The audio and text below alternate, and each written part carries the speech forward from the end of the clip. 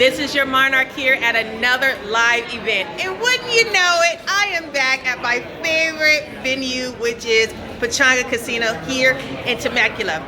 This time, you guys, in 2026, we're starting early with the Rock of 80s. The Rock of 80s is back here at Pechanga, and this time, the lineup is Drama Rama, Naked Eyes, Animotion, Stacy Q, and Men Without Hats. Now, if you guys follow me, you know what I said about Men Without Hats, that Men Without Hats was the breakout, like, redeeming 80s band of 2025. I just think that Men Without Hats is the band, is the 80s band to really, really look out for. Of course, you have your greats, you have your legends, but as far as a very fun performance, I absolutely love Men Without Hats. And I know that they're just going to do Men Without Hat things because I just love them. But I'm here also to see Stacy Q. I don't remember if I've seen her before. Maybe I have at another thing. Drama Rama I've seen before. Animotion I have not seen. Naked Eyes I saw last year in Los Angeles. We're going to see how Naked Eyes does this year. But I'm going to tell you all about this Rock of the 80s here at Pechanga Casino in Temecula. I'm going to let you know all the tidbits. And I do want to say thank you to today's sponsors, which are Kim and Miss Dawn. Darlings, thank you so much. All right, I'll see you guys inside. To the pit.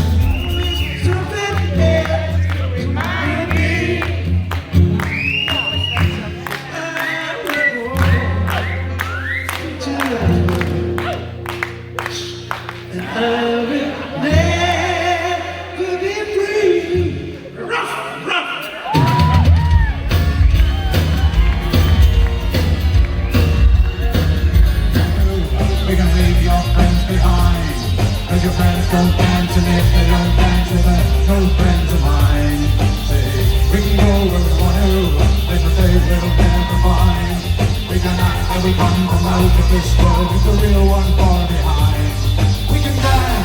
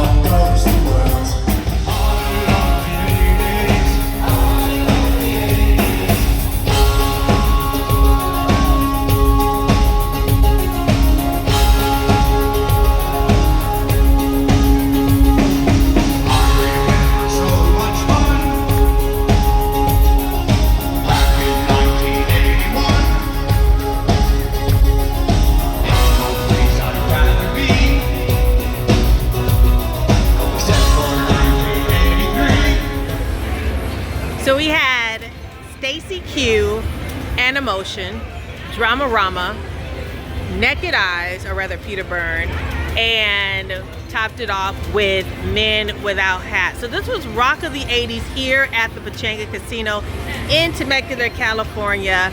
This is my second time seeing the Rock of the 80s. I saw them last year when it was Flock of Seagulls that ended it off. Dramarama was there as well. This time there was a whole new lineup, and then they're gonna also be at the House of Blues Anaheim tomorrow, which I believe February 6th, February 7th, 2026. They're gonna be at the House of Blues Anaheim.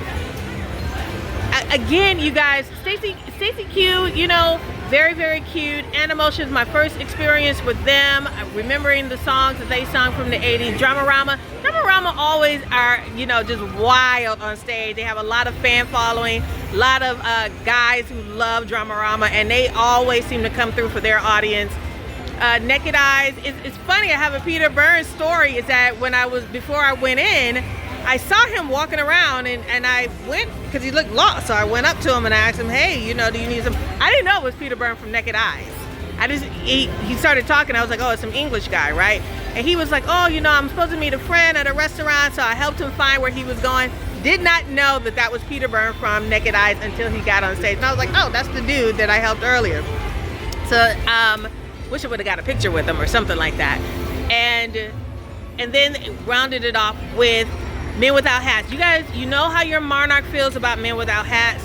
I absolutely love Men Without Hats. I enjoy Men Without Hats. At the end of this video, I'm gonna showcase a new song that I haven't heard before. It's off their current album, and I'm gonna do that at the end. But again, I just really, really completely enjoy Men Without Hats. And also right now, I'm gonna show you a little video of Stacy Q.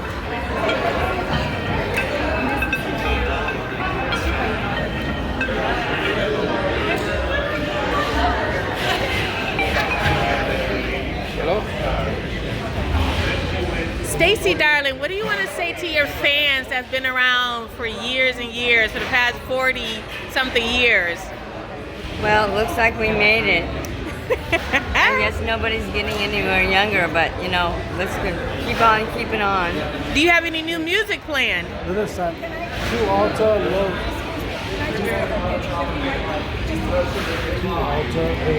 ALTA.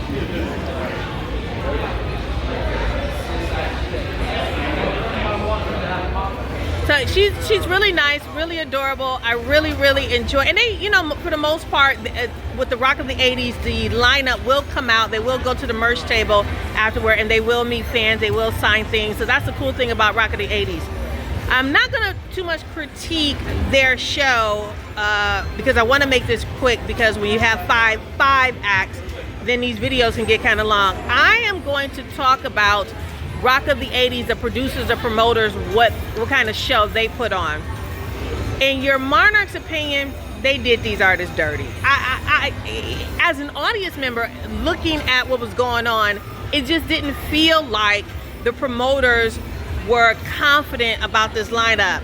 The reason why I feel like they weren't confident is because all of the merch were in the same matte black, like they just stuck on, you know, everybody's, you know, face on there. Now, that could have been a choice by the artist. The artist was like, we're just gonna do black, or maybe they all got together and said, hey, you know what, just be uniform, everybody just sell black stuff, so we can just, you know, it could be real easy when we tally it up at the end of the night. Maybe that was the case. I don't know. It just, for the 80s and having 80s was very lively colors. And so for just a regular old matte black, I thought maybe they would have come, even with some bandanas or something like that. A little bit disappointed. Another thing is that this concert, and I remember from last year, was way too long. It started at 8, just ended. We're almost at 12 o'clock. Look, you guys, we're in our, you know, 50s. And I think probably the youngest person was maybe somebody brought their young person in their 30s or something like that. But everybody was really 50s and up. And we got to get into bed. We have to be in the bed by 9, 10 o'clock. And the fact that we're just going out at 11:30, they could have started the show per their contract with Pechanga. They could have started this show at like 6:30. 1 hour earlier would have been good, because they took a long time to switch sets. Another reason why I think that they did the artist dirty, 2 more reasons. They didn't change the microphones. Everybody's spitting in the same microphone. I clocked it. You can't tell me anything different. I saw what I saw. Another thing is, there were no visuals. I think Dramarama was the only one that had visuals for a second. And then Men Without Hats, they had their logo right before they came on. But the rock of the 80s could have put on a slideshow of just 80s stuff. Didn't have to be specific to any particular band. It just could have showed 80s, anything 80s. So I just think that Rock of the 80s, producers, your Monarch was very disappointed in how you presented your show. It just looked lazy. It just looked like it was it was broke.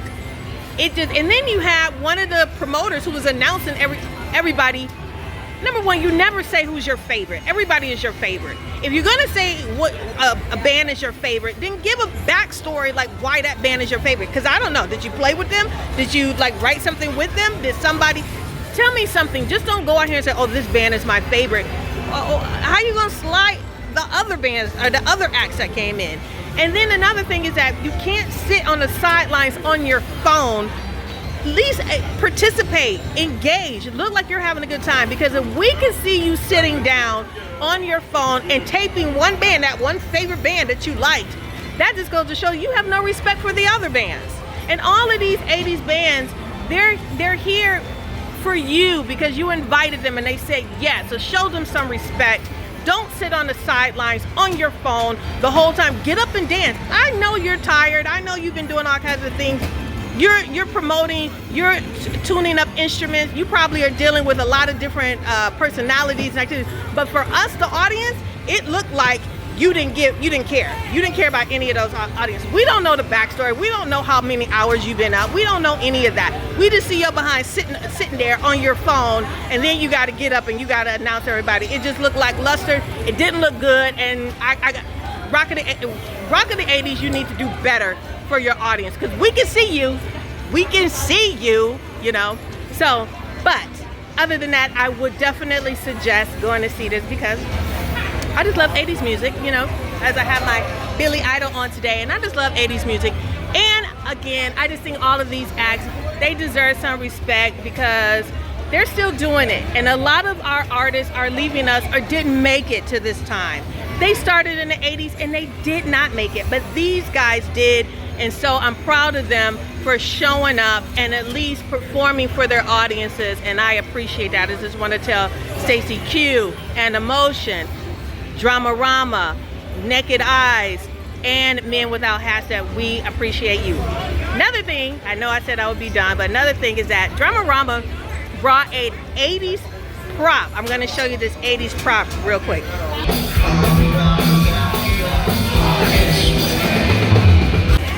So it took me some time to realize that that's what they were drinking, and I thought that that was really cute. So Dramarama, they just always, they bring it. They really high energy. I really, really enjoy those gentlemen.